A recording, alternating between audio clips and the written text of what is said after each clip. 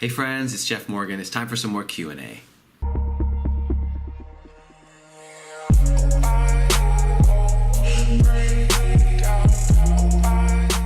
So there have been a lot of great questions coming in, so I thought I'd answer them for you and give you my perspective on some of these great questions. So the first one here is, do you do intermittent fasting?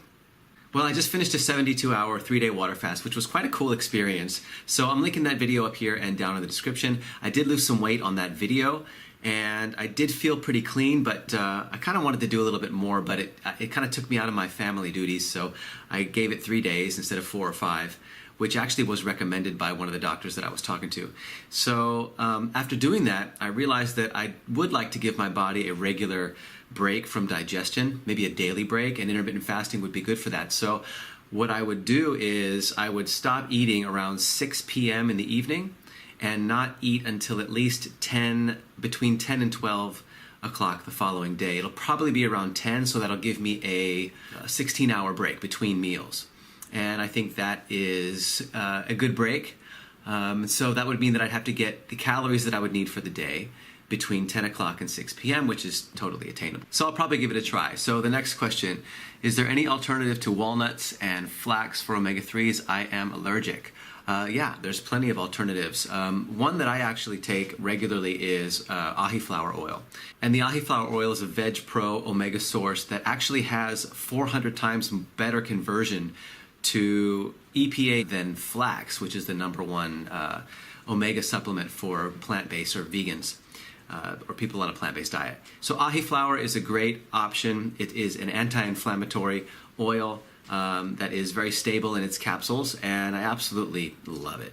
It's from Clean Machine. I'm going to link that down in the description for easy access for you guys if you're interested in an alternative omega-3 source, which for me has been great. So anytime I'm eating nuts and seeds for my omegas, I feel like I'm getting the health benefit, but I don't feel, with regards to my skin and my inflammation, that I'm getting all the omega-3 fatty acids that I would need for the anti-inflammatory benefit as well. So I love eating flax, I love eating walnuts, and I love getting my omega-3s from whole food sources, but I do take an omega-3 supplement called ahi flower oil, which is fantastic. But there's also hemp and chia. So I don't know if you're allergic to those. You can also try those as well for your omega-3 fatty acid source.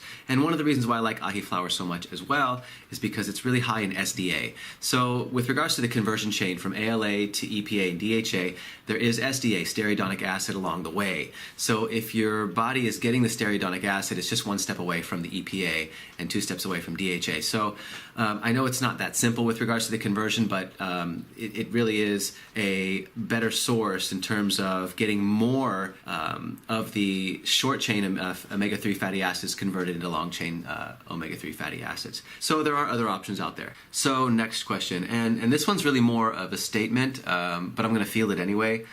You're 46 years old. There's no way you can gain the amount of muscle that you have without TRT, which is testosterone replacement therapy, HGH, human growth hormone. You're either taking steroids or lying. Just tell the truth.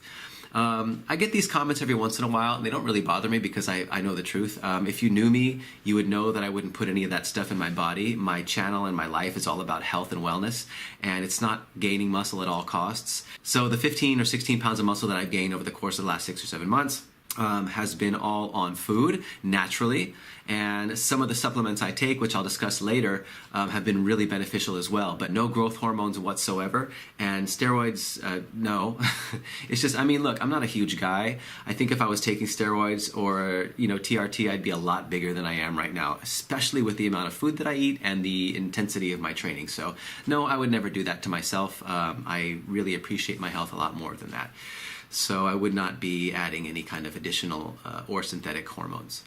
So next question. I love this channel. Curious as to what your day job is. Well, I'm happy to announce that I now work for Clean Machine, which is a plant-based fitness and nutrition company. It is such an ethical company that is totally in alignment with all my values. And those are fitness and health. So for me, they both have to be synonymous. They're not necessarily synonymous in most people's lives. Some people go for fitness and they disregard their health along the way. But for me, my goals are health and fitness oriented. So I actually reached out to this company a while back to see if I could be a sponsored athlete for the company, and Jeff Palmer, the owner of Clean Machine, said yes, and I was so happy because I finally found some supplements that are really great for me, and health promoting as well as fitness promoting at the same time. Now, for some of you who've been following me for a long time, you know that I was against supplements for a while, but I decided to really get educated, and I realized that not all supplements are created equal. And that's why it's really important to do your research on supplementation and to understand that in this day and age, there are some supplements that can be very beneficial to our health and also helpful with regards to the amount of food that we eat per day. So if some supplements that are health promoting allow me to eat less calories but still get the proper and optimal nutrition for my goals, then that can actually enhance longevity. So, and I don't like walking around with a big bulky stomach anyway, so I like to eat as little as I possibly can but still get the most nutrition. So when I first started putting on the muscle, I was eating around 3,000 to 4,000 calories a day. That's come down to about 3,000, but I do take my supplements, which I'm going to talk about again in a second. But realistically, what I'm trying to do here is I'm trying to really help people transition into a plant-based diet, or those that are considering, think about it in a positive light, because there's so much stuff going around online. And tell me in the comment section if you agree with this or not. But don't eat oil, and don't eat salt, and don't eat sugar, and don't eat gluten, don't take supplements, don't cook your food. I mean, there's so much of that going around that how can going into a plant-based diet be attractive to anybody? I mean, imagine someone coming off a heavy meat diet with their protein powders and their supplements and their multivitamins and their salt, sugar, and oil. And I'm guilty of this too, which is why I've changed my tone actually for quite a while now. But imagine someone coming from a diet like that and thinking about going vegan, and they're all jacked up, and they're going online, and all they hear about is no oil, no sugar, no salt, no protein powders, no nothing. Really, just whole plant foods, and it's best if they're not cooked. So that, in my opinion, can really be a turnoff to people. And what I'm trying to do with this movement is, yes, get people towards optimal health, but at the same time, get those hundreds of thousands, if not millions of people that are considering going on a plant-based diet, alternatives that are a much better alternative than what they're eating now. Yet they don't feel that it's such a huge hurdle or a monumental task to actually get on a plant-based diet. So let me know what you think about that idea down in the comment section. Now, I totally agree that we should be eating as many whole foods as possible. But as people that are well established and firmly established in their plant-based diet or their vegan lifestyle, they should really literally be talking to people about the best ways to transition and maintain a plant-based diet and allow them over time to make those changes in their diet towards optimal health. But let's get people on board first. So my supplements. So first of all, yes, I do have a protein powder, and that's called Clean Green Protein with Lentine. And one of the reasons I love this one so much is that it's based on a whole food. It's based on a flowering water plant, which is called lentine. And that lentine is now the #1 plant superfood in the world right now, which has a higher nutrient density than kale, spinach, chlorella, spirulina, and even moringa. So in this protein powder, you actually get the whole plant in it. Now, yes, there's also some US-grown pea protein isolate in there as well. Helps with the mouthfeel, it helps with the flavor, and I absolutely love it. It makes me feel great. It makes it so that I don't have to eat so much bulk and so much food. So I like taking that. So I also take the BCAAs from Clean Machine as well. They are also plant-derived from non-GMO corn, which is great because a lot of BCAAs out there are sourced from either human or animal hair, fur, or skin. So I prefer to get mine from corn. But I love them because I usually like to work out on an empty stomach in the morning. So if I take the branched chain amino acids, and what's good about branched chain amino acids? Branched chain amino acids, leucine, isoleucine, and valine, they're responsible for muscle repair and muscle growth. So when leucine is present in the body, it unlocks the cells, the muscle cells, allows for the amino acids to enter so the muscle cell can actually create its protein. And plant foods are naturally lower in the branched chain amino acids. So either you have to eat a lot more food, or you can take a 0-calorie or 5-calorie scoop if it's the fruit punch flavored ones, of branched chain amino acids, and you can eat less food and still get the branched chain amino acids that you need for your fitness endeavors. So that's what I like so much about it. And plus, when I add that to my drinks in the morning and then I go to the gym, I'm not as hungry while I'm working out because those specific amino acids can be converted directly into energy. So some people that take BCAAs say they get kind of a boost of energy, but that's not because it's stimulants or anything. It's usually because the amino acids can be converted directly to energy. So I take those, and I take the ahi flower oil, like I said earlier. that is a fantastic omega-3 fatty acid source, but like I said before, I still do eat my nuts and seeds. So all the supplements that I've mentioned, you can find them down in the description below. There is a coupon code for 25% off of every purchase, every time on any product. So these products are the ones that I take. These are the ones that I believe in. And this is the company that actually got me thinking differently about supplements, and I'm happy that happened. So to make a long story longer, I do work for Clean Machine now as their director in sales, and I'm really happy about it because I really believe in their products. It's a wonderfully ethical company that focuses on the health and welfare of human beings, animals, and the planet. So right along in alignment with my values, and that's what I do as my day job. Next, is it really necessary to take protein powders to gain muscle? No, it's not. Some people don't like using protein powders, and some do. Some will never stop. And so, the advantages of having one are convenience and the reduction of bulk in the diet, like I said before, which can be health promoting in the long run. So, I told you the one that I take, and I love it because it's based on a whole food. And one thing I forgot to mention about it is that it has an amino acid profile that is comparable to whey. So there are a lot of people out there that are looking to switch from a whey-based protein powder to a plant-sourced or plant-based protein powder.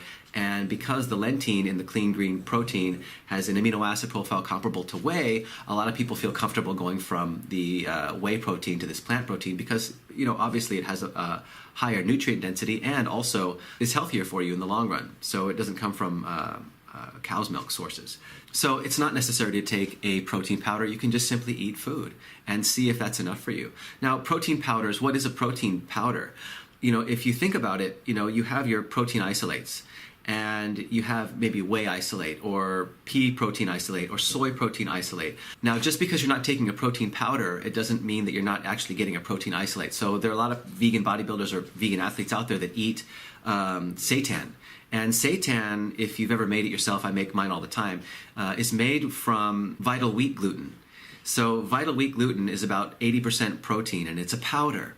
So this is actually a wheat protein powder. So it's a wheat protein isolate that's concentrated into a powder, and it's a powder, a protein powder. Now, it may look different than a protein powder. So if you're eating foods like tofu, which is a concentrated source of soy protein, or seitan, which is a highly concentrated source of wheat protein, you may not be taking a protein powder, but you are getting protein from concentrated protein sources. But it's not absolutely necessary. So you can eat whole plant foods. You don't even need to take seitan or tofu, and you can still build muscle fantastically. So it's just a matter of how much food you're willing to ingest and how intense your weight training is, or your strength training, or your workout regime is. So another question that I get a lot is, when I take protein powders, I get really gassy. So yeah, that's a big issue with people, and another reason why I love the protein powder that I take, which is the clean green protein. It has a powerful enzyme blend in it called prohydrolase, and that enzyme blend breaks down the protein almost 100%.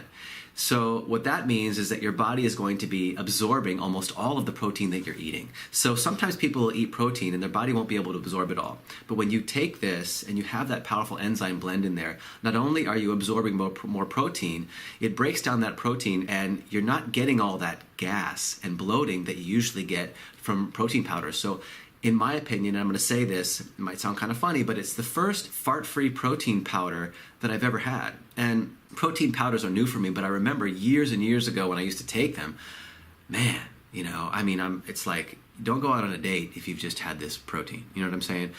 So this one is the first one that doesn't cause bloating and doesn't cause gas. At least from all of the people that I know that have taken it, and also the viewers that have purchased it and are using it, I haven't noticed anybody that's been suffering from bloating or gas from this one. So that's a really good one. So if you're into health and you want a protein powder, go for this one. So next, what do your kids eat when they go to birthday parties with non-vegan friends? This is a good question. They eat whatever they want. We, instill our values within them, and we talk to them about eating the plant-based diet and health benefits of it and the animal welfare. And but when they go to parties and there's cakes and ice creams and all that stuff, they get to eat whatever they want. Now, they'll usually choose, if there's hot dogs there, they'll ask for something that's vegan. They'll ask for something that's not animal-based. But usually if there's ice cream there or if there's cake there or whatever, they'll just go eat it. I mean, it's once every, month or a couple times a month. It doesn't bother us at all. We want them to feel a part of their group of friends, and they have enough knowledge within themselves to make their own decisions. And the next one, do you eat before bed? And if not, do you eat anything before your workout in the morning? Well, I don't eat just before bed. I usually finish my last meal around 6:30, like I said before. And so I will go to bed around 9:30 or 10 o'clock in the evening. I don't like to eat before I go to bed because for some reason, I personally have nightmares and scary dreams and stuff if I have food in my stomach. It's just one of my own personal things. It just doesn't feel good, and I wake up feeling really groggy in the morning. Don't know if any of you guys have had that experience as well. So no, I don't eat before bed. And so what I also like to do, like I said earlier, is I like to go to the gym at around 8 in the morning on an empty stomach, but I do take my BCAAs. So that's how I work that one. And the last one, congratulations on your 50,000 subscribers. I really appreciate you guys out there. Trust me, I do. I've worked really hard on this channel for the last 2.5 years. It's been growing nice and steadily the whole time. I've really appreciated all the audience interaction, and it's been really a blast meeting all the new people, having the experiences that I have, being exposed to the vegan community, and a part of the growth of this movement. So 50,000 subscribers is a great feat for me and this channel, and it is absolutely appreciated. So thank you, everyone. To the new ones, to ones that have been following me since my first subscriber, I remember you. It's been great interacting with you, and I will catch you guys later in the next one. So if you have any comments or questions, leave them down below in the comment section. And until next time, keep those questions coming.